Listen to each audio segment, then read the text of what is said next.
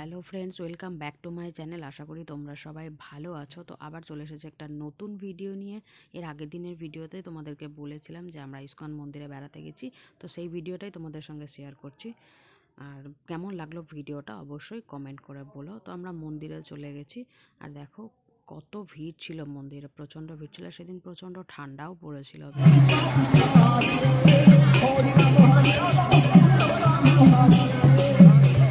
দেখছে এখানে আসে দেখতে।